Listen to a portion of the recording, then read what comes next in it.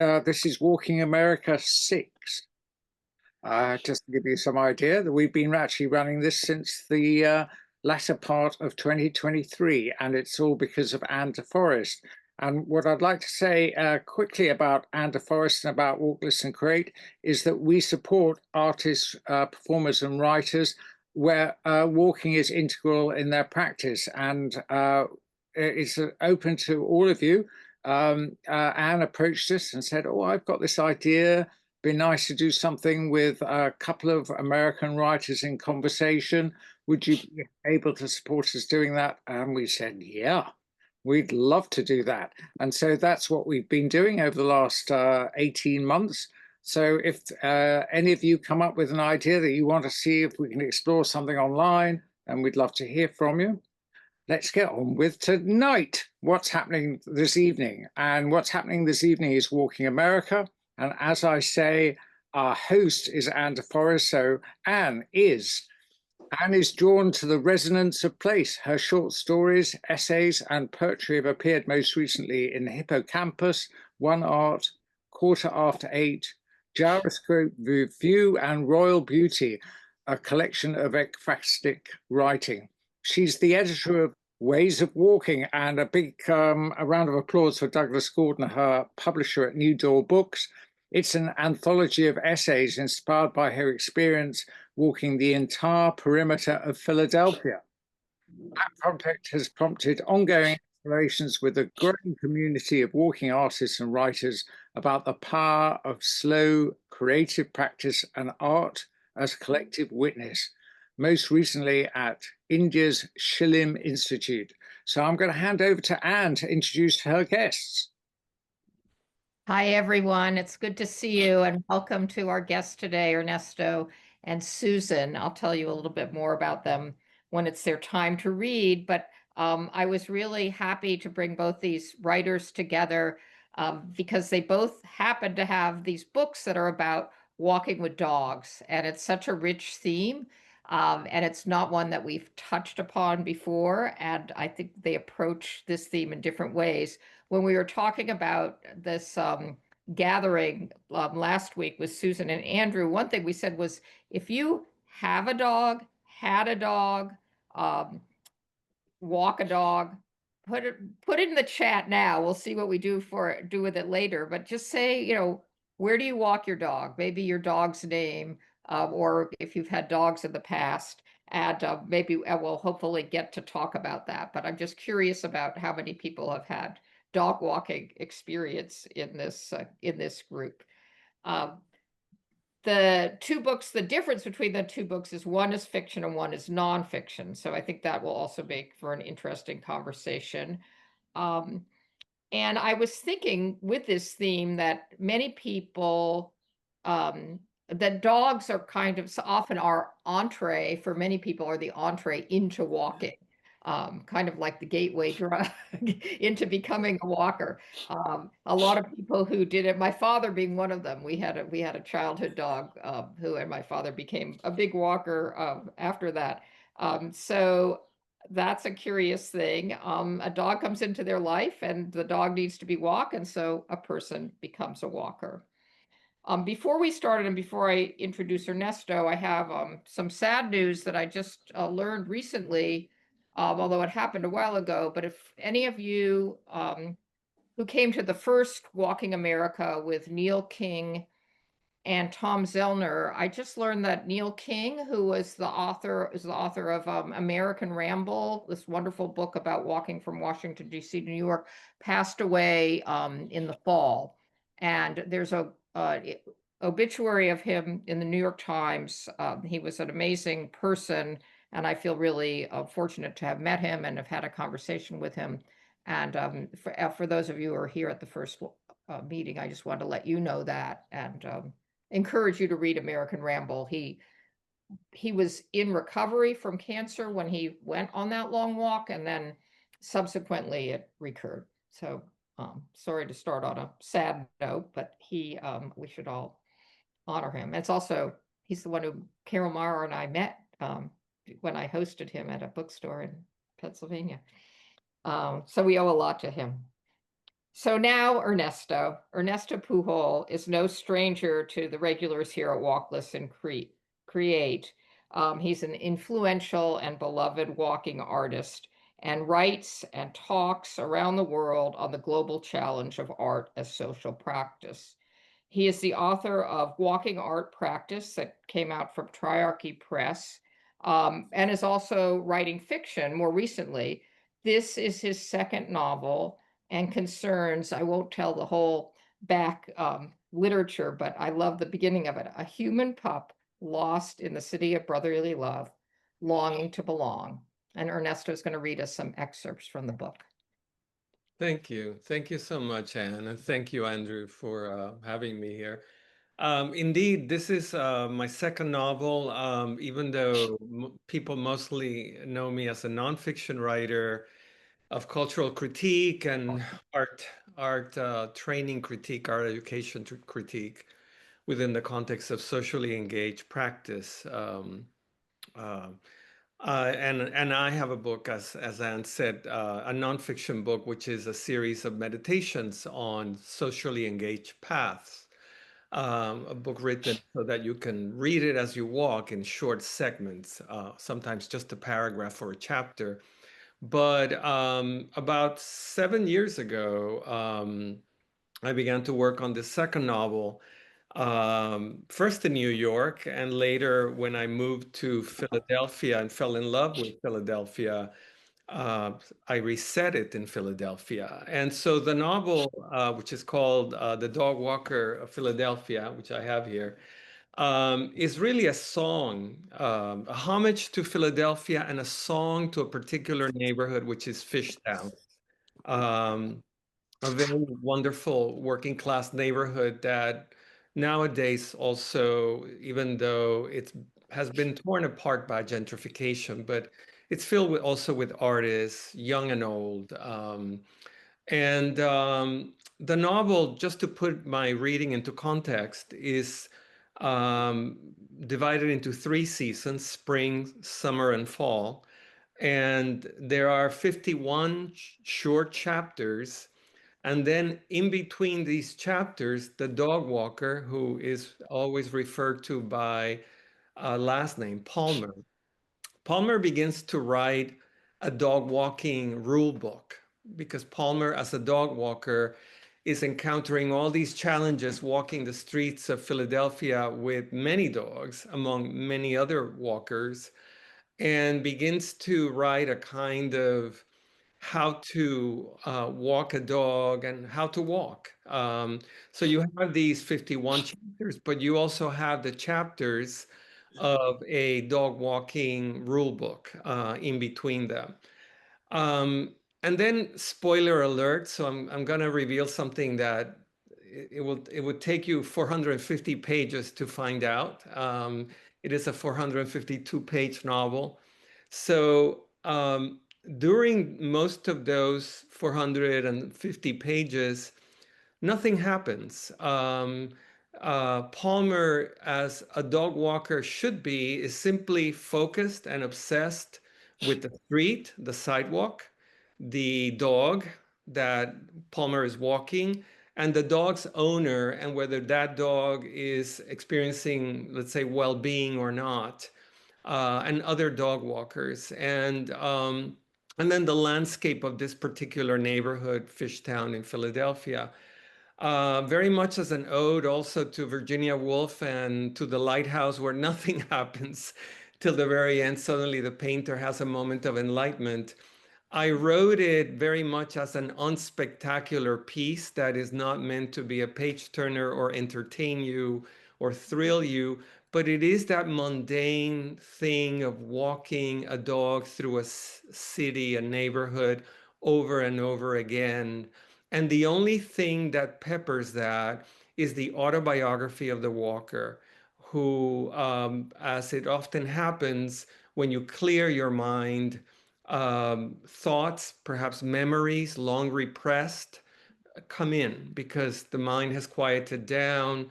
Um, it is a peaceful space suddenly, and repressed memories come back.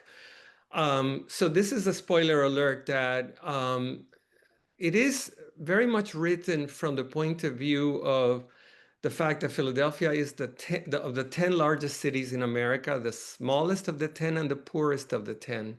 A city where there's a lot of street violence, a lot of collateral damage as police and perpetrators battle each other over many, many territories and issues. And sadly, and so I have to say that this character, Palmer, who we think we know after 450 pages, as we think we know our mail carrier, as we think we know the person, the cashier in the local bodega or supermarket, as we think we know these people who serve us in the most, pragmatic ways, Palmer goes out in the fall when Palmer falls.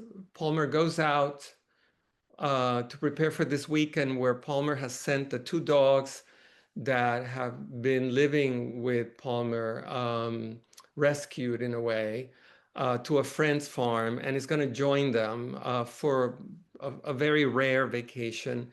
Palmer goes out, there is a skirmish on the street, and Palmer takes a bullet.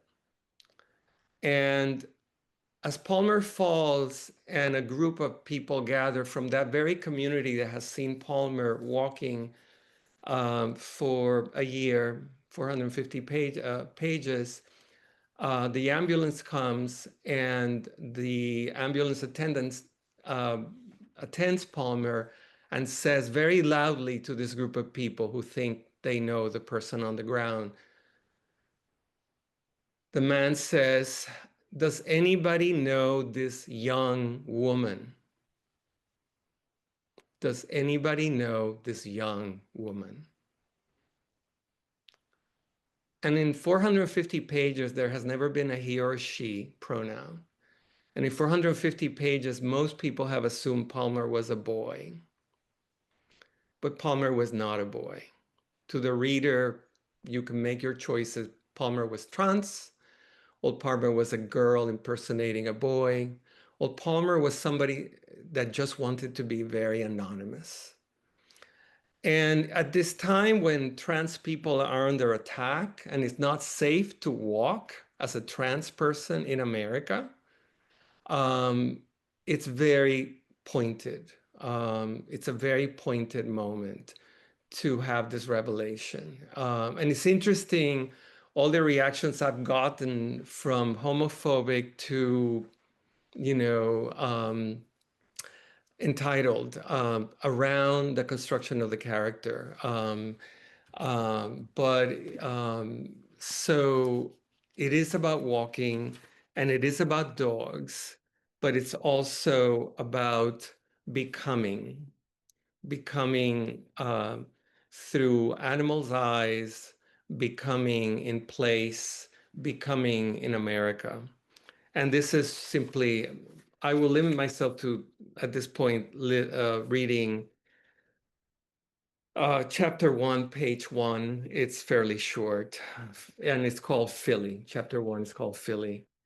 All roads led to Philadelphia during spring 2019, the Gold Coast of the Delaware, the city of brotherly dogs. All roads led to Dogadelphia. But what dog show trick did you perform when you got there? Where did you sniff to rent or buy for a golden treat? Did you need to pee and mark alpha territory like a purebred founding father, opening a colonizing boutique pet store, gentrifying a corner of the neighborhood with a bespoke coffee shop offering a water bowl by the door to appease the natives? I'm a Philly dog walker and my last name is Palmer. I go by Palmer with no relationship to Kensington's colonial founder that I know of. All I know is that if you're still holding on to the American dream, you should come walk dogs in Philadelphia. If you're still chasing enlightenment, try walking dogs in Philly. It'll be cheaper than a retreat in Tibet. Walk dogs in Philly to experience roadside awakening. That's my sidewalk insight. From what I've seen, the masses are moving to Philadelphia, the city of brotherly developers, of love for ruthless developers, the broker's last hope. Everybody's a little brokered in Philly, a little broken, breaking or burglarizing something, according to the news. But the news has not deterred the whole world from moving to Philly. If you think Brooklyn is the world, if you're a New York expat and think the world of yourself, a gift to the world, to poor provincial Philadelphia. No kidding. I guess that Brooklyn is burning, so I fantasize posting guerrilla real estate notices for its migrant dogs, revolutionary rentals for ambitious entrepreneurial dogs, for liberal dogs with rescued New York City owners who better behave in Philly after a few local obedience classes, ads for big dogs with quiet little owners, always on a short leash.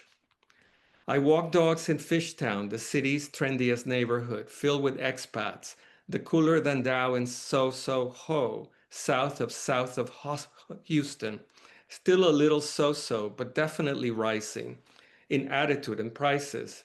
I've also heard it called Sochi for south of Chelsea, but that sounds Chinese, so it's not politically correct. I'm expecting British accents anytime at the hoagie line, English accents queuing for the lotto at Sally's Corner Deli, Europeanizing the hoagies, making them more expensive, like emeralds. In Oz on the Delaware, in the city of brotherly hoagies, of increasingly unaffordable good gourmet fast food. Uber delivered to the posh new builds they and their totos couldn't afford in London or New York. Fishtown is now the spring territory of the creative self-employed dog, of the upwardly mobile techie pit bull, of the rising labradoodle. Discriminating urban dogs walk their humans safely through its well-lit streets and parks any time of day or night. Legend has it that Charles Dickens named the neighborhood, but legends lie. Everybody knows that Philly's full of legends, and Fishtown is inhabited by the legendary.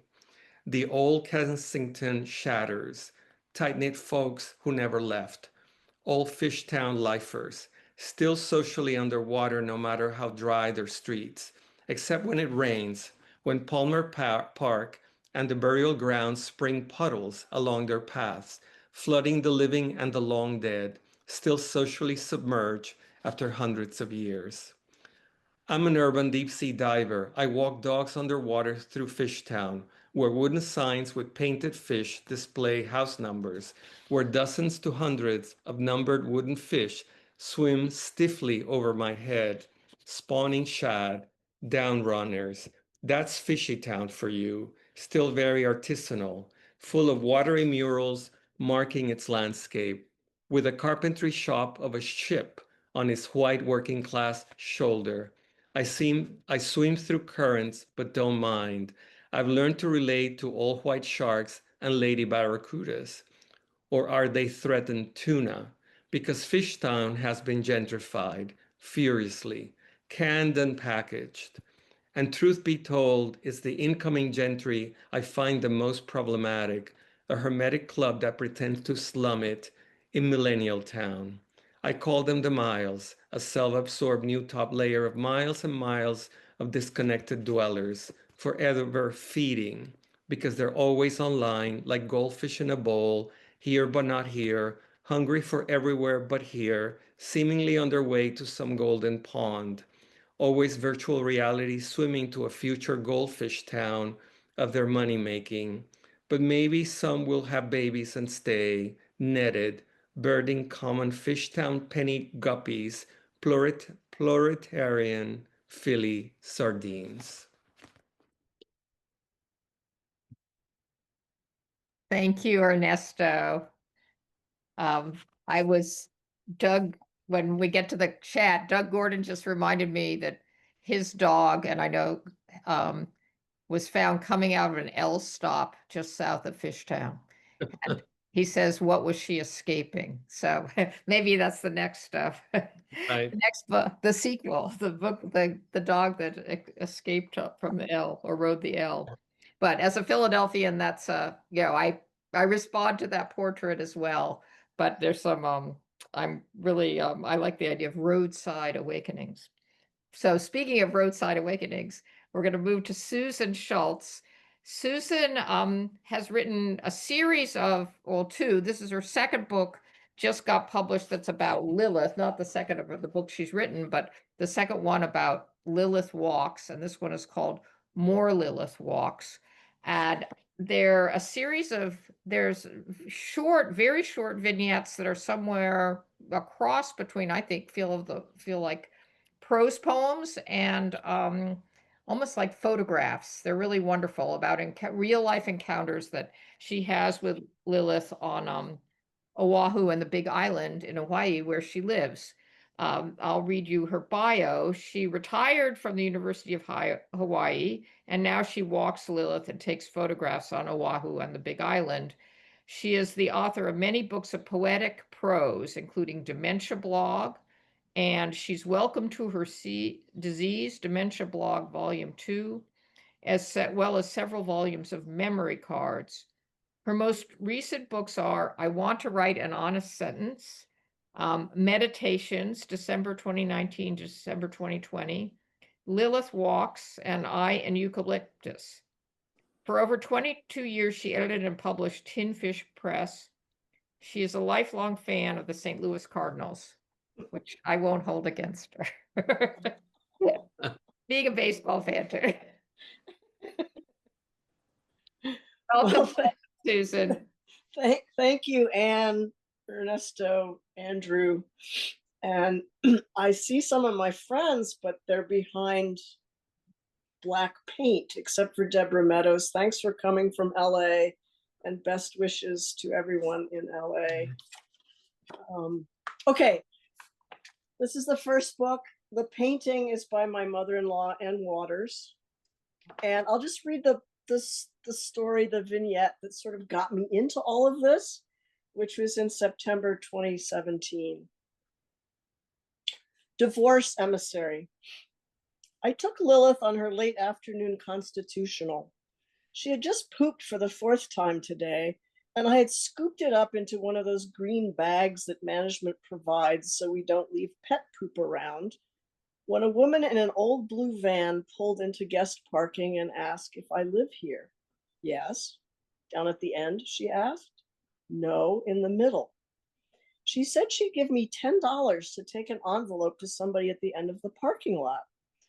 Her husband had been living with his girlfriend for a couple of years down there. He's nice to other people, she said. I asked if it would help if I walked her to the door, and she said no. So again, waving off the $10 and signing a paper to the effect that I would deliver the divorce papers, Lilith and I headed off. We entered through a gate into a small courtyard and were greeted by a bounding dog and lots of yapping. It's where the odd woman with lots of chihuahuas lives. She talks to them loudly as if they're difficult people. Mr. P got up, fortunately it was he, and came to the door, smiling quizzically at me and Lilith. Don't ask me how I got involved in this, I said, handed him the manila envelope, turned and walked out the gate. So of course you can't let these encounters go because they're just sort of wonderful and awful all at the same time. But one thing that I'm really most interested in, and I saw there's a chapter in Ernesto's walking art practice that I think really is perfect for this, is that walking as an immersive process can evoke empathy. This empathy results from experiencing and thus understanding the conditions endured by others, whether human or non-human. And so I found that walking Lilith, I got to know people much better than I might have without her with me. Not all of my encounters are happy or funny or anything. I have some buddies in the graveyard where I usually walk Lilith who are fervent Trump supporters and conspiracy theorists. And they appear very often. They're good stories. And I had had this experience where I yelled at them because they said that hospitals were claiming people died of COVID just for the money. And they were putting people on ventilators just for the money. And so I yelled and then sort of pulled back and realized, oh my God, this isn't what this project is about. It's not about me yelling. So what I'm going to read next, Lilith Gets Stung, was in the aftermath of this encounter with the two guys at the Sentry House at Belly of the Temple Cemetery. Lilith Gets Stung. On Saturday, we walked the cemetery with a friend. I pulled out my phone to take a photo of clusters of bright yellow cut palm seeds when Lilith leapt in like Lester. It was then I noticed the bees, lots of bees. Lilith jumped, her eyes astonished, and ran out of the foliage, madly shaking her left front paw. A bee fell from her paw and she ate it. But when she started to walk again, she hobbled, favoring that paw. The guys at the guard shack, the ones I yelled at the other week for claiming that hospitals are making money off ventilators, leaned out and said she probably still had the stinger in her paw. So I raised her left leg, inspected the pads, the spaces between claws, and then brushed off a small object I hoped was the offending stinger. We resumed our walk. She limped, but less. When we got to a turning point, I said we should head home, but Lilith pulled on the leash, wanting to go farther. So we walked to the top of the cemetery, right up against the Ko'olau Mountains, and looked back on mountains and turquoise ocean, clouds and dots of cut flowers. May 18th, 2020.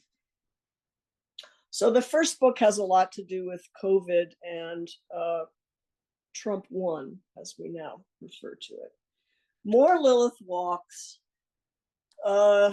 covers the 2 years of the Biden administration, which has now been completely obliterated from everyone's memory, with a kind of perpetual foreshadowing of what was to come. So a lot of the conversations, again, were political. Some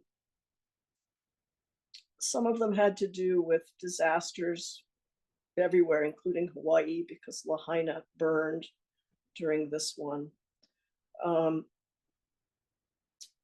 But I wanted to read Lilith Meets the Ahuimanu Park Custodian. I live in an area called Ahuimanu, which is, the post office is Kaneohe, Hawaii. And there's this wonderful park custodian whom I meet every so often. And I ended up writing this framed by Walt Whitman's question in Song of Myself. The child asks, what is grass? Lilith meets the Ahuimanu Park custodian.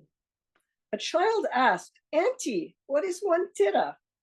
I say, the park worker was weed whacking next to the fence Lilith and I walked by to get home. I asked if the tour bus that got stuck yesterday at the school had gotten freed. Oh my God, she said, short woman in her weed whacking chaps, red bandana twisted on her forehead, lively light brown eyes. No common sense. Had to get the kids off the bus, standing there in the hot sun while the back wheels flew around. Got another bus finally for the zoo trip. It's one of those things, like you go to the restroom to shit and there's no toilet paper. Either you go to another stall or you get right in there and do it. There's a reason she always walks alone. She might be in prison otherwise. This power washer guy, he puts his sign on the fence. I take it off. He complains to the bosses because his sign's worth $600. I say, show me the place with the $600 signs. And this woman complained to the mayor. She came early with her dog, was told it's not a dog park. You gotta have control of your dog. And she made a stink and reported her. Said it was one service dog. Can't ask them their disability. My wife has a disability. No one's allowed to ask her. Then I was out here on the hill weed whacking, and there was 3 piles of shit It was one shitty day. So I saw her on the road one day and I yelled, "Call the mayor, bitch!" And she looked down. Better here, but she works at several parks. Sometimes this is her fourth park of the day. She takes pride in her work. The place looks neat when she drives by in her truck. District Park, whoa, found a dead woman in the field there, homeless, and some guy killed himself. It's a spooky place, sacred. She's been in the hula world. She understands it. And you, she says to me, you appreciate nature, the lady who takes photos. I like being outside, she said. Just gotta work alone. Other guys just sleep on the job. And 2 of them died, one of a heart attack, the other had a stroke. Walt Whitman, all goes onward and outward, nothing collapses. And to die is different from what anyone supposed, and luckier. June 25th, 2024.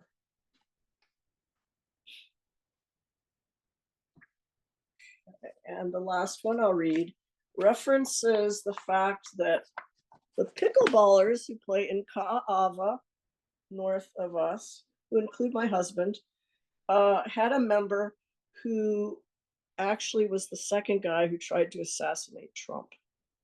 So there was this big hoo-ha about, oh my God, we play pickleball with an attempted assassin. So I went to watch pickleball shortly after that. And this is what happened. Absent Lilith resembles the queen's dog. It's awful what they did to our queen, said the small woman in a large sun hat, sitting next to me on a picnic bench at Swansea Beach Park. It's men, she said. I know that women can be cruel, but men have something else going. I'd met her earlier at the other end of the narrow beach with her dog, Pony. Pony was Queen Liliuokalani's dog. Looked like the photograph of Lilith I showed her. When I walked from beach to park, I'd seen her tiny Crocs on the rock wall, neatly set beside a purple leash. Pony was walking without it. Now we were watching the Ka'ava Pickleball Club, which recently lost a member to the second attempted assassination of an ex-president.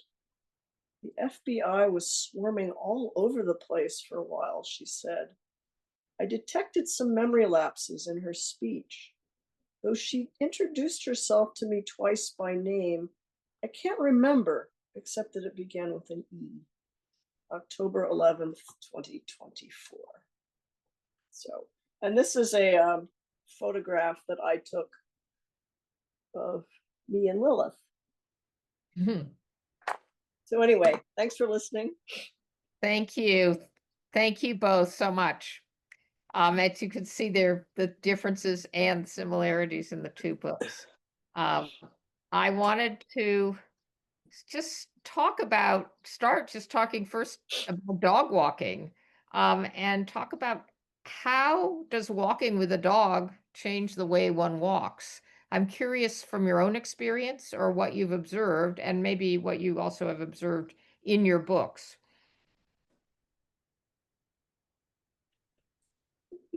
Any one of us, or? Yeah, any one of you. You can start, Okay. Ernesto. Well, I grew up with dogs, and I lived in New York City for many years, during which I could not have a dog. Finally, I did, and it was amazing for all of it to come back. And the first thing that came back while walking my dogs, very quickly, I went from 1 to 3 dogs in New York City, which was a scene. Was the notion of deep presence, almost the Buddhist notion of deep presence, that I walk my dogs not pretending to look at a cell phone and text or speak as I walk, but I walked them for them. Mm. And they grounded me in a way that was remarkable. I was suddenly, observing their entire behavior by way of smelling, mostly the return of the olfactory, then looking at crevices, not just smelling, but smelling either crevices or what was gross or the trail of something, of squirrels and squirrels up a tree. And so there was an incredibly grounding experience, which I had not had walking on my own as a human. It was a much more, you know,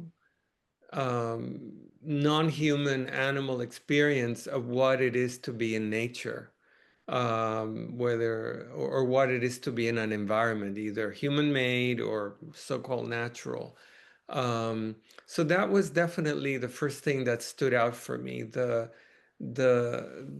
deep presence of the walk, where I gave them my undivided attention and they returned me. They gave me back my animal body Mm, and they gave me back nature. yeah. Oh, interesting. Yeah. Yeah. I love that, that it's sort of this idea that you almost that you've merged with this other being. I know, Susan, what do you think about that? Does that relate to your experience too? Absolutely. I mean, I think Simone Weil wrote, attention is a form of love, or attention is love. Yes. And I think that's a big part of it. And I know Ernesto also writes about kind of the sacredness of walking. Now, I never had a dog as a child because I was desperately allergic. Fortunately, I got over it. So when I first got Lilith, it was like in my late 50s, I think, walking her was just a total adventure in every way. And I was just getting into photography. So I thought, I've got this great project I'm going to do, which is I'm going to take photographs of what Lilith notices rather than what I notice.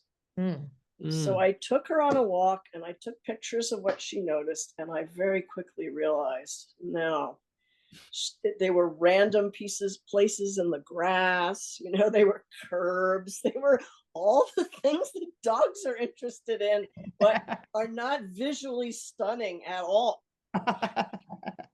So that was a real kind of lesson in attention, that her attention's very different from mine. So yes, other dogs' bums too, which are not especially interested in, but I decided it was just like shaking hands between dogs. Right. But now I'm very cognizant of the fact that I need to pause while she sniffs, and she needs to pause while I take a photograph.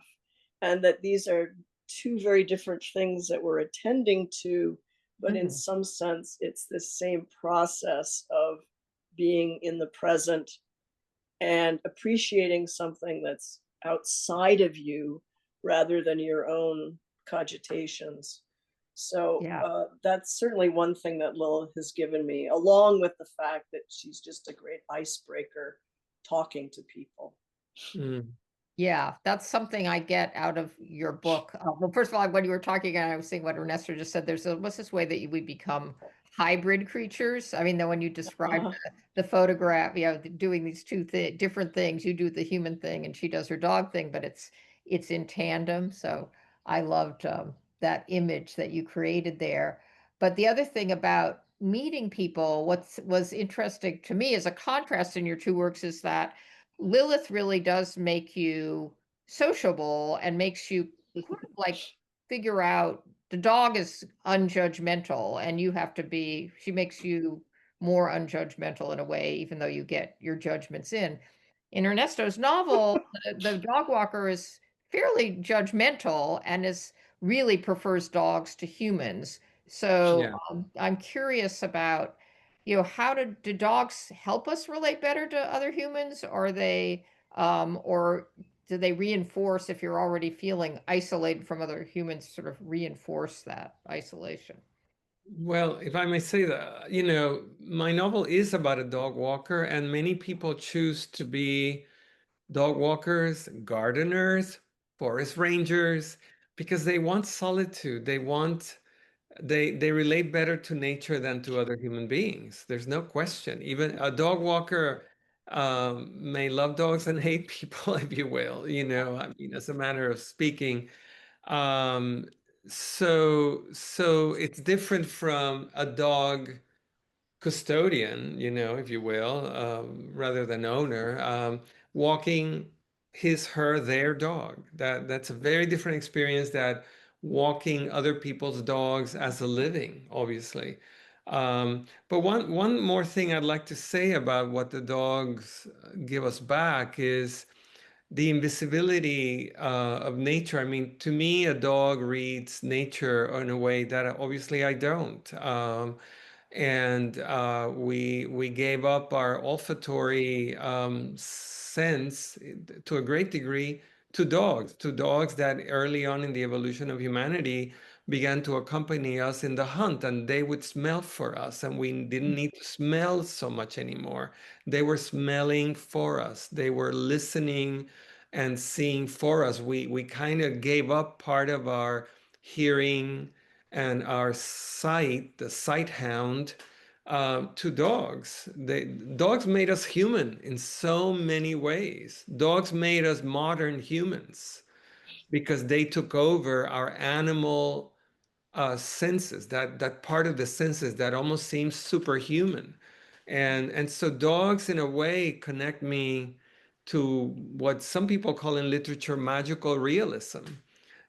When I'm walking a territory and the dog is smelling a trail that looks like nothing, it's just smelling what seems to be a line along a grass patch, maybe a raccoon, maybe a fox, maybe some kind of urban wild or um, suburban wild or rural wild animal walked through the night before or that early morning, and the dog is following the scent of which is invisible, and it makes it reveals the true nature of nature, which is so magical. Yeah. And how much we miss. I mean, I'm always struck by how much we miss when you walk a dog and they are, there's a whole world in there on the sidewalk that we have no access to. Susan, do you have anything more to want to say anything about that? Well, one of the things Lilith gives me access to is, well, let me back up just a second. Timothy Snyder, in his Ways to Resist Tyranny, has all of these things that you're supposed to do to resist tyranny. And there's one that I just love, which is maintain small talk. Now, when I was younger, I loathed small talk. I thought about these huge, big, important things. And why would I talk about a dog pooping, which seems to be all I think about now? And so I have found that when I and Lilith meet somebody, we tend, if we haven't met before, we tend to start chit-chatting, right? We talk about dogs, or we just talk about the weather. We talk about something very small. But what I noticed was that without prompting or anything, people would start saying these like really profound things. So I guess I'm getting it both ways. There's the chit chat, and then there's this opening into a space where people are thinking about life and death and their own problems, and they're sharing them. It's quite beautiful the way Lilith is kind of an ambassador to other people. Yeah. That's yeah, Ernesto, you have something to add to that? I'd love to say to that, I always remember my friends when they began to have children, how all they talked about was their kids eating, pooping, peeing, and I found it incredibly boring as a person without children, But when dogs came back into my life, then I was there. The dogs were like my children, and it was all about, did the dog eat? Did the dog poop? Did the dog pee? How many times? In which walk? The first, second, or third? I mean, and suddenly I was parenting. I was parenting in a way that people with children don't quite appreciate, and don't appreciate the comparison, of course, to dogs and children. But to those of us who don't have children, or whose children have left and now we're left with our dogs, There is that small talk of having a small child that in our case never grows up. So, Well, I have another little vignette about this guy I ran into in the cemetery. He used to wear a shirt called Tall Man Theory. He was a big tall man with a big tall dog. And one day I run out of poop bags. And so I approached him and said, can I have one of your poop bags? And he pulls out 3 and he hands them to me. And as he walks away, he says, dog walkers are just like cigarette smokers, always bumming off of each other. It's just perfect. That's very funny. Well, I think there's this society that happens. We had a dog, and we moved when we first moved to the house I live in now, and there's a place that used to be a kind of free-for-all dog park. It's a natural bowl in a park. And I met so many people in the neighborhood I never would have met otherwise. And it was similar, like all the small talk and then certain profound things or shared experiences. I remember once there was a bee swarm that everybody was staring at, what to do about these bees, and somebody who was among them knew about beekeeping and said, don't disturb them. This is what we do, and this collective watching with our dogs of these bees just taking off and going to find their hive, and it was we didn't really know each other otherwise, but there was something very magical about this way that it's a kind of community that happens when you have a dog, and that's what we shared was the dogs. We didn't know each other's last names. We had all these, and I know other people here have had it. I hope people are reading the chat comments because there's some wonderful little just stories about dogs. I just everybody talking about their own dogs, and they're really wonderful. I wanted to talk a little bit about your methods and the idea of the vignette, which I think you talked a little bit already, Susan, but in how you started out writing with Lilith. But I just think it's interesting that both of you chose to write these in these short forms, these short snippets, and I was wondering how that related to dog walking, or if there was a connection there. Oh, in my case, being a part-time academic, I as I taught, particularly in the last 10 years, and watch our of spectacle, our culture of distractions, and combined with attention deficit disorder in so many of my graduate students, I began to see a kind of challenge for them in reading long treatises, and so honestly, I developed for this for both for my walking book, that Susan has kindly mentioned, and thank you for that, Susan, but also for this novel, I developed the form of the short chapters, sometimes a paragraph, sometimes a page, never really more than 2.5 pages, as something that you can pick up, read, put down, and in between the texting and the emailing and the calling and the shopping and so on. So it was very much written for a kind of millennial mind, if you will. But at the same time, it does feel true to form in the sense of a dog walker, in my case, that whose life is a collection of vignettes, dog to dog to dog to dog, hour by hour by hour, Yeah. Yeah, that makes sense. Yeah, I think that attention thing, my last few years of teaching, I would give my students attention exercises, and they would have to write, 4 pages a week of just what they attended to. Most of the assignments were essentially do nothing, but then write about it, go to a bus stop, don't catch the bus, but just sit there for 20 minutes, then write about it. Take a walk with somebody else, and then write about what the other person noticed, which comes from Alexandra Horowitz's wonderful book. I also would take Lilith to my creative writing classes, And once a semester, we would allow her to take us on a walk. And so I'd say, okay, we're all going to go for a walk with Lilith, but Lilith gets to decide where we're going.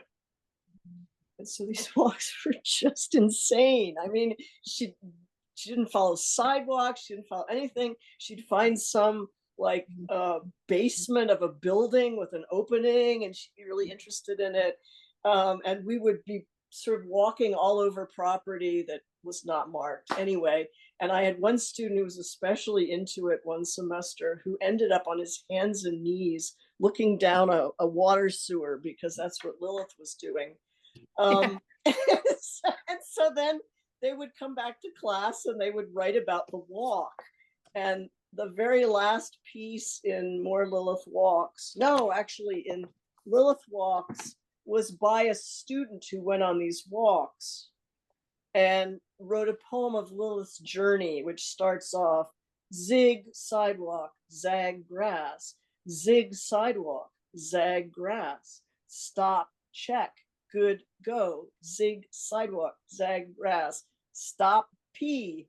And so it was just like, it was just such a good way to get us out of ourselves and to notice things that we would never have noticed on the university campus ever. So yeah, I think Ernesto and I are both kind of honing in on this attention, which is so much needed now. Yeah. For all of us. And attention to things that are around, you know, that are there. I mean, it's not, you don't have to go out and find something that is far away. It's almost what already is in our paths, but you're paying. Yeah, and one of the attention exercises, which as a baseball fan you might appreciate, is watch a baseball game on TV and pay attention to something that's not part of the game, like the catcher throwing back to the pitcher, or during warm-ups, you know, something that doesn't really matter. I think Marianne Moore said her favorite play in baseball was the catcher throwing back to the pitcher. So that kind of thing. Pay attention to what doesn't seem to matter. Right. I also think there's something, you know, in our culture that's so driven to achievement and to goals and all that. To walk a dog is to be a body going nowhere. It's not, I mean, you could take a dog on a pilgrimage and the dog becomes your companion on the pilgrimage for protection, for all kinds of things. But walking a dog 3-4 times a day is not about destination, right? And you are engaged in something where you are of service to an animal who serves you incredibly with, you know, unconditional love, but you are of service to an animal and you're picking up its poop. I mean, I would pick up the poop of my dog much.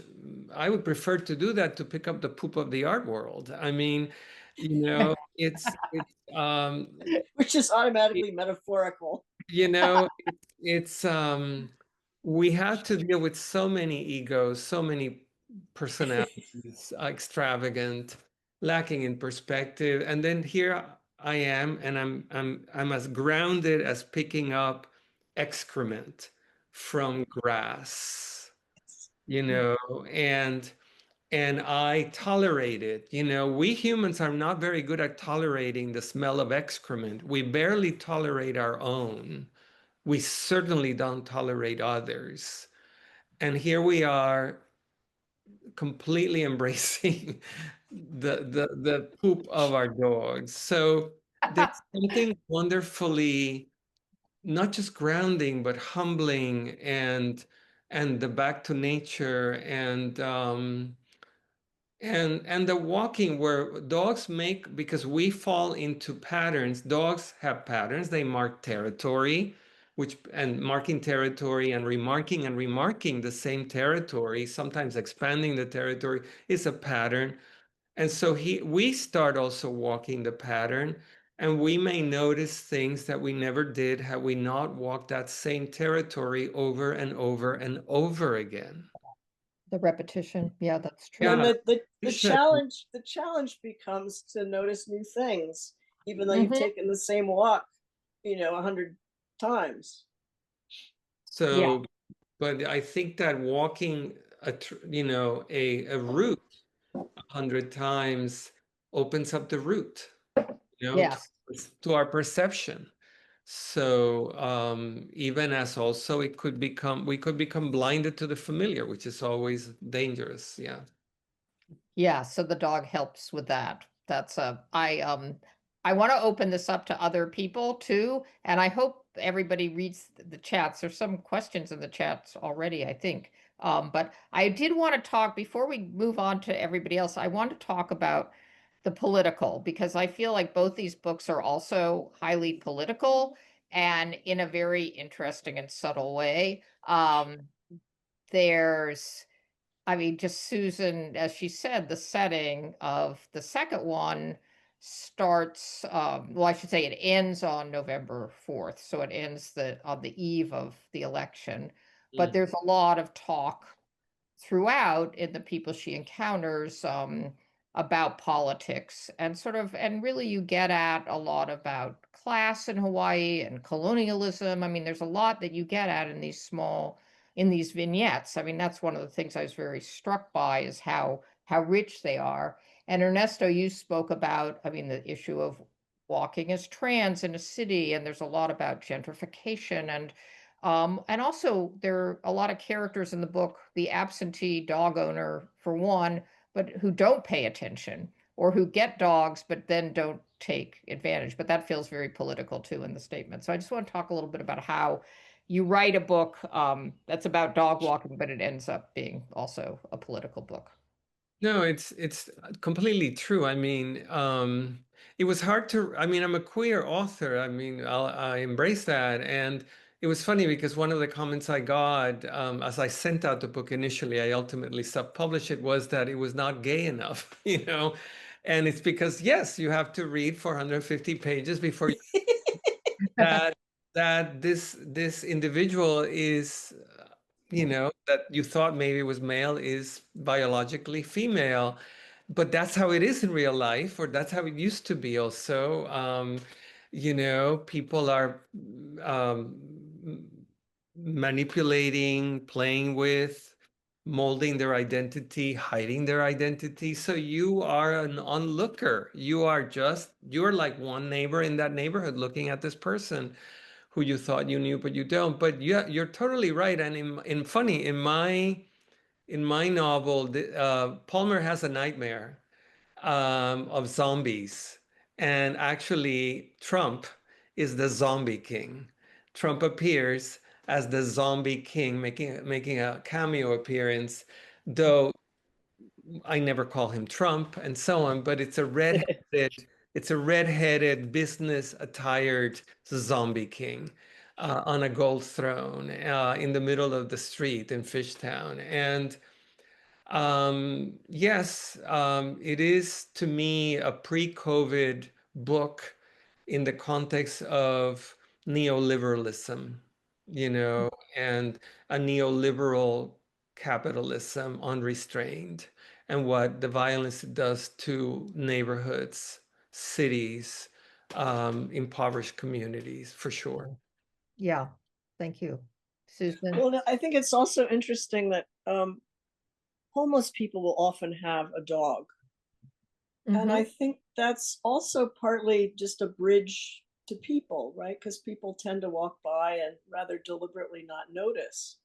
But people notice dogs. And there's something very sad about that. But there is also that kind of bridge to looking at another human being who's having it rough, right? And seeing that person and knowing that that person cares for their dog. I'm very interested in politics, but when I started this project, I was trying to work on my Buddhist equanimity. So I was trying to write without judgment. I will just write what happens. And I put them up on Facebook, and it's very interesting because some people will just run in with judgment. I'm like, I didn't mean to do that.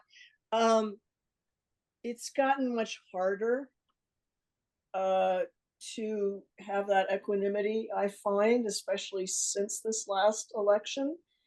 I am less inclined often just to listen, which is probably a problem. Now, someone, Jeffrey, was it, brought up the fact that in Hawaii, pets are dangerous to the indigenous wildlife, which is true. Cats have done a lot of damage to native birds, along with mosquitoes, which actually were brought in. They weren't originally mosquitoes in Hawaii, so that was a human intervention. Pigs mess things up.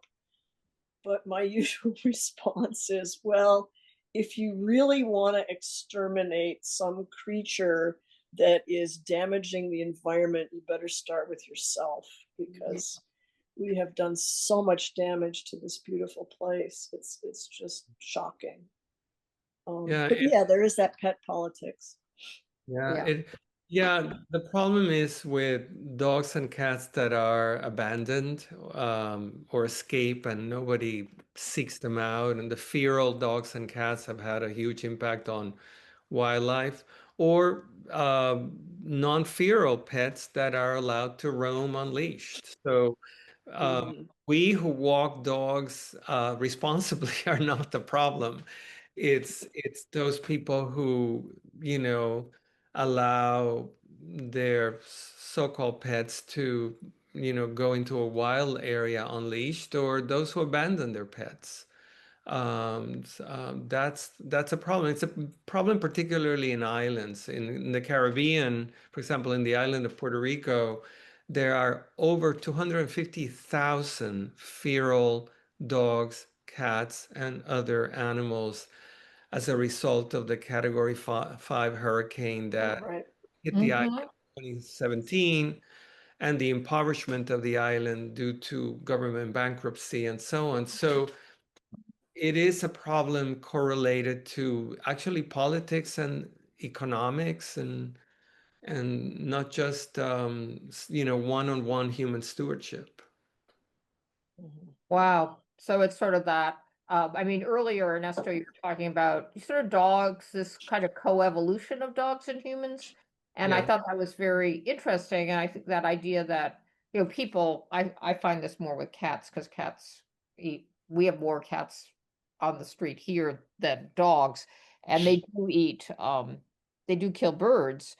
And people say, oh, it's, but I want it to have its natural instinct, like feel its natural instinct. And of course they're not, they're domesticated animals. So it's a problem. And interesting that we got into this as a question. I want to know, do other people have other questions? I want to open it up. This has been fascinating. I did not know that I did not anticipate that poop was going to be kind of the leitmotif. But of course I should have, of talking about dogs. But please, anybody have questions from the audience?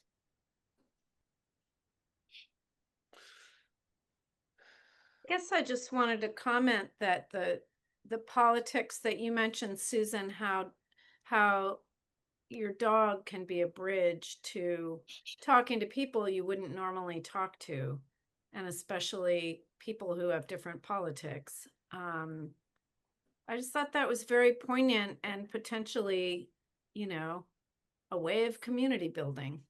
Yeah, For sure. Yeah. Oh, and thank you for bringing that up, Catherine, because I think, Susan, when you were talking earlier, one of the things I really love about your vignettes is that you don't, it's clear where you stand, but you're also in conversation and you let the other people have their humanity. I think you do a really wonderful job with that. And it's hard because I feel like, oh, I can disagree with this person, or this person is bonkers, or why do they believe it? But there's also this way that I think this person is a human being. So that's I think I learned that when I wrote about my mother who had Alzheimer's, and I came to just think, well, I don't want my writing about Alzheimer's to be about me weeping over my mother. I mean, that doesn't help us. So I wanted it to be, I will just show what's happening, kind of a documentary poetics, right? I just Mhm. want to show what's happening so other people can live that moment too, and they can deal with it however they deal with it. Yeah. So I think the Lilith Walks kind of takes off from that idea that I'm much more interested here in the outer world than I am the inner one, though of course I write books about that too. So Mhm. but yeah, it's just show, right? Just show what's going on. Mhm. And I want to echo Catherine that I agree. I mean, at a time we are in a Walking America, podcast, if you will, and at a time where we're such a divided society, we need all the bridging we can come up with, and dogs are great socializing bridges to people who would otherwise not just not talk at each other with each other, but not even look at each other.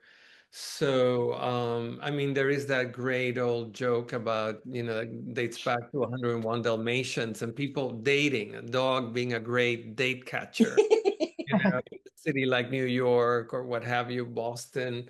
But I do agree that as we lose social skills, as we lose empathy between us, dogs thankfully are not watching TV and are not chasing after conspiracy theories. They're just out there relating, wanting to smell each other's butts, as somebody said, and they draw us towards other people. Yeah, for sure. Even when it's a negative exchange. I mean, even when my dog barks at your dog, me having to apologize for my dog's bratty behavior, that is an exchange, you know. Yeah. I also think dogs have played an important role in recent protests because there are a lot of protests against Doge, Doge, and if you just take the E off, you've got dog. So I thought I was being clever and made Lilith a sign that said Doge with the E crossed off, and then I went to a protest, and there were all these people with dogs with signs that said "Dog, not Doge." So, so That's really yeah. fun. Yeah, so you're all on this thinking alike. That Andrew had a question: can dogs take you to places that you would not be able to reach on foot if you were walking without a dog? Hmm. That sounds like a koan. I'm not quite sure Yeah, I I know. I follow would say that. accidentally. I mean, I have chased my dog up a sand cliff I would not have chosen to run up Mm. by myself because he was deathly afraid of hang gliders. And his Oh, impulse when confronted with a hang glider above him was to run uphill. And yeah, so That's a good example. I was thinking earlier, I mean, this is the answer, I'll answer Andrew's question. So we had there was this somewhat derelict building in my neighborhood, and evidently for some reason somebody, I think the house next door or something, that they dumped chicken bones there. I don't know why, but there was always like this dump of chicken bones, and these two dogs, my dog and her best friend, partner in crime, would go running off to find the chicken shack, which is a place I never would have known had existed if I hadn't ever had to go. And I think there was some, crawling under the porch and stuff like that. But it was, but now I see this house now as somebody, this is years later, somebody's actually fixed it up. But it's always in my mind, the chicken shack, because that's where the dog took It's me. interesting because, in this back and forth, I mean, um, there's also this issue that just like dogs I've said dogs ground me, they give me back nature, they give me back my animal body. But I also know that when I walk with my dog, it scares wildlife away, even though I'm not allowing it to hunt anything.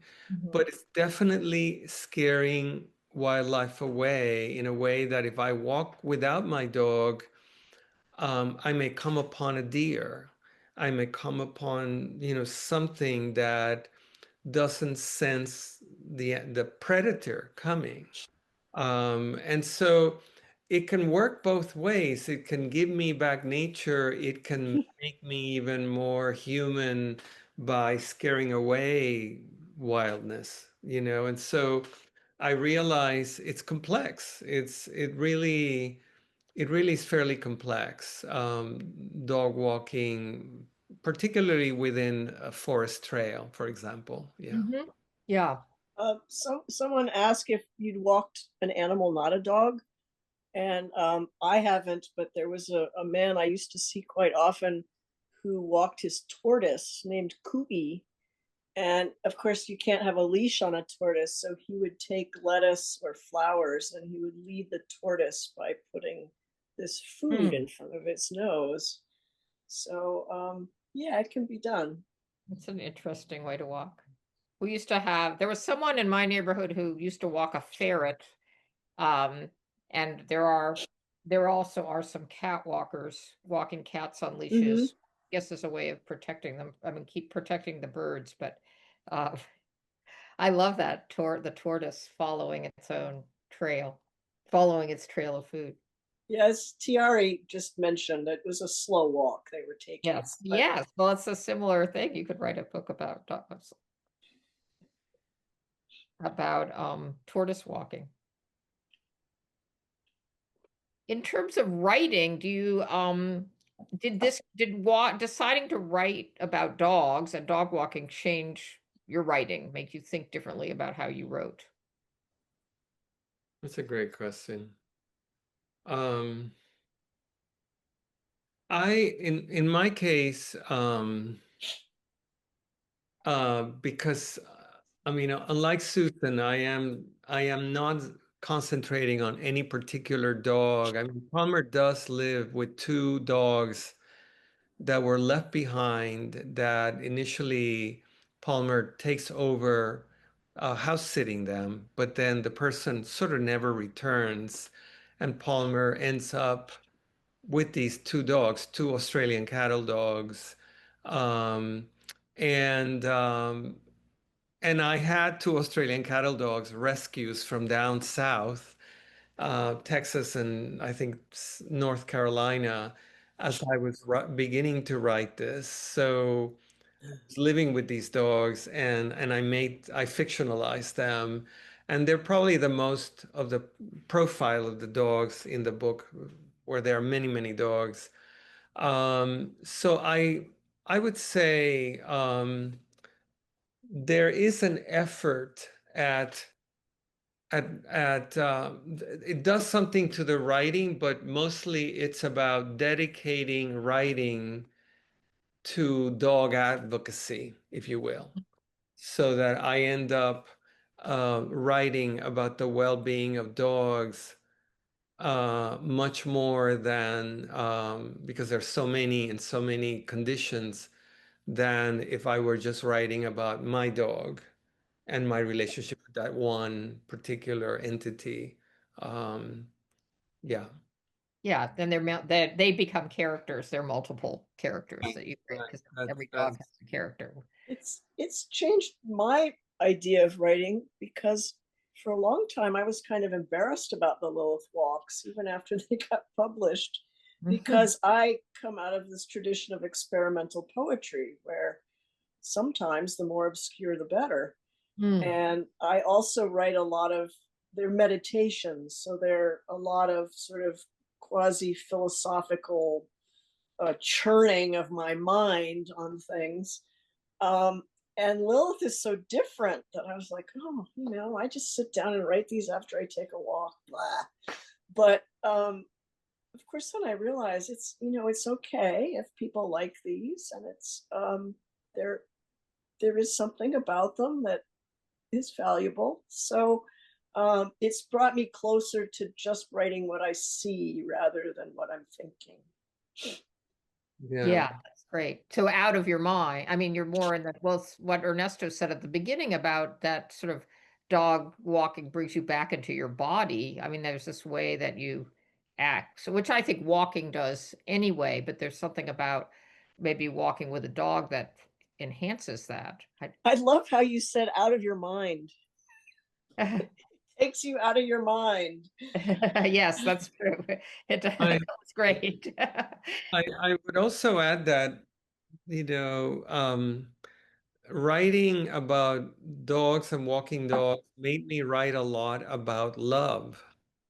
Mm, That, it was not just about perception, mm-hmm. perceiving and being perceived, but it was very much about love and betrayal, and how often, dogs made us human, and then we turned around and invented the dog. The early dog, the primitive dog, made the primitive human a modern human, but then the modern human reinvented the dog into all these breeds and collectibles and so on, and a technocracy of dogs that are specific to hunting, herding, this, that, laps, and in so doing, we created these entities that we then betrayed. They are collectibles, they are at our service. They get sacrificed to all kinds of things, moving, divorces, forgotten in the will, left to nobody, and so on. So I ended up writing a lot about love. Yeah. No, I agree. And I also think I learned a lot about people wanting to express their love, because I can't tell you how many people will say, "May I pet your dog?" Yeah. And they'll reach out and they'll pet Lilith. And I had one little boy who said, "May I kiss your dog?" So he leaned over and kissed Lilith. But there is this sense of people wanting to express their own love, and the dog gives them a way to do it in public. Yeah. They're free to do it with dogs, whereas Right. they aren't so free to do it with people. And to touch. I mean, I think there's also when you said that, there's also that the permission to touch something, another creature, as well, is there. I also want to add another turn to this conversation, which is, I wrote, you always write a book. You're your first audience, inevitably, but I also wrote this book for dog walkers. I wrote it for Philadelphians. I wrote it for walkers. I mean, there are different populations for whom I wrote this. So walkers, Philadelphians.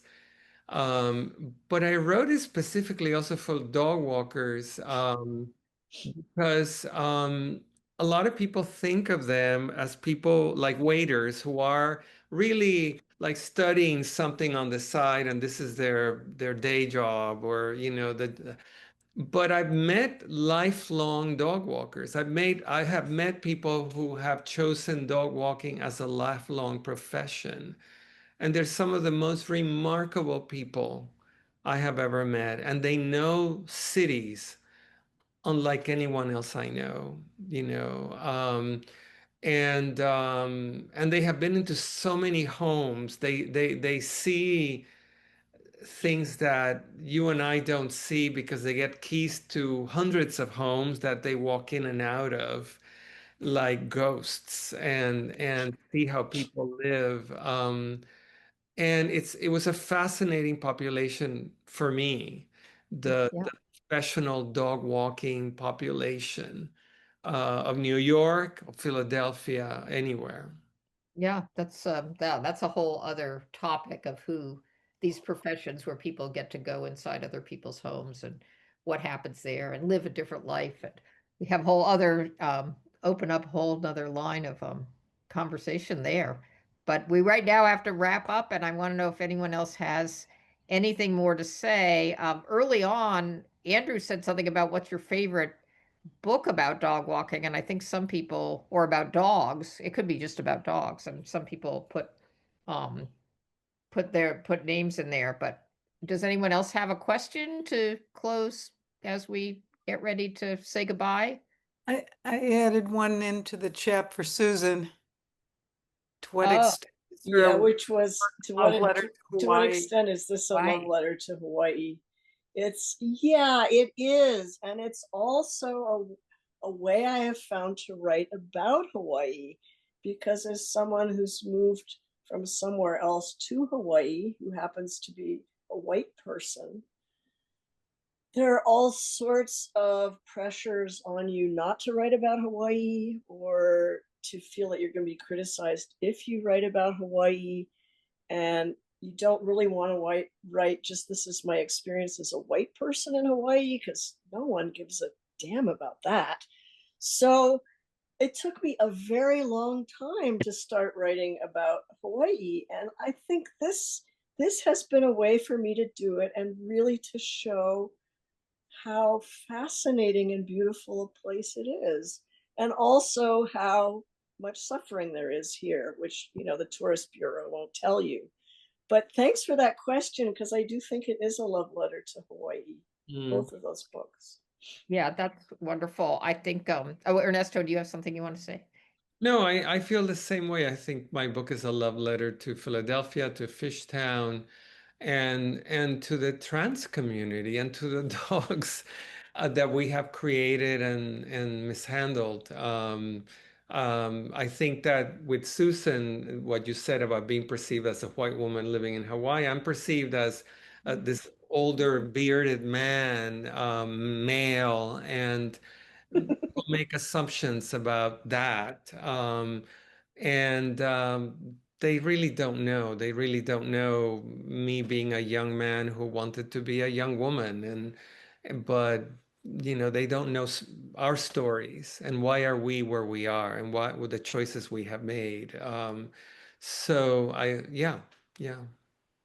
And with thanks to Tiari, who's not showing her face, it has also allowed me to venture into different languages of the place. So I feel free to talk to my friends who work in the cemetery with a bit of a lilt, and sometimes in pidgin, which is really a no-no for older white women to do, but I do it and then I write it. And then Tiare has been my editor. She just disappeared. Oh, she came back. Hi, Okay. Tiara. Oh, there you are. Nice to meet you. So, Tiari, thank you for putting up with my Howley Dakain. Well, one of the things that I love that you're based in Hawaii is partly because when we started this idea of walking America, and it's, you know, I think I was trying to explain to Andrew early on, America's really big and really diverse, you know, that it's hard to put a finger on what is walking America. And I didn't really set out to say, oh, we're going to just represent these parts of the country, or these issues are going to be the things that we focus on. But it's just been over, this is number 6, how people have been from all over. We've had expats, people who've actually expats who came from the US but then moved elsewhere. We've had stories about walking elsewhere. And I think there's been this wonderful geographical diversity, but also grappling with questions that I feel are very American questions. And those come up in both of your works too. So I'm really just so grateful. And it seems to be, I was thinking at first, I said to Ernesto, and you both from islands. That was like, well, and we're both off your map. You're walking both America off the map, right? only the The map, continental that's right. United States. So I'm out here and Ernesto's down there. In Right, our map doesn't even cover America. Well, And we had a Canadian about last fall, and she said, well, we have to call it something else. So I used Walking Turtle Island, that wonderful idea of the North America as Turtle Island. But that doesn't even apply to Hawaii. I don't think it's its own island. It's not part of Hawaii. I think people would say it's walking empire because America's an imperial power, and that's why there is right. Hawaii. That is definitely part of it. Yeah. And U.S. territories, colonies, neo-colonies. So America is a very complex construction that goes beyond the so-called mainland. Yeah. Yes. No, and it's come up I've just been thrilled with how these themes keep coming up and how people walking in these territory, in the empire, come up with interesting things, are engaged with similar questions. So it's But great. you're not just walking empire though, you're walking pieces of other parts. Right, Like exactly. when I talked to the woman who's the custodian and she says she's been in the hula world all her life, Yeah. it introduces this sort of indigenous aspect to this whole other empire nonsense. Yeah, exactly. No, that's true. And that's there are these yeah, there are these layers and layers, and also of people coming from elsewhere, living in a place that's elsewhere. We didn't really get to talk about the theme of walking as belonging, which Mhm. came up in our conversation last time. But I think that's also in both your books. This idea, do you walk? How does walking help you belong to a place or not? I don't know. That is. Could I just finish with an image I saw the other day, Mhm. which was in LA when there were standoffs between ICE and people. There was one man who had a dog under his arm and he was heading toward the ICE cops or whatever they are. And my first thought was, I hope that dog is safe. But I mean, it was just kind of this, he felt really free to do whatever he wanted because he had this dog under his arm. Yeah. That's a great image to close with. Thank you. Thank you all for being here. This was a fantastic conversation. Thank you. Yeah. I'm sorry. I'm always sorry at the end that we can't just keep going, but No, okay, well done, Anne, for finishing on time. Ernesto and Susan, thank you for entertaining us this evening.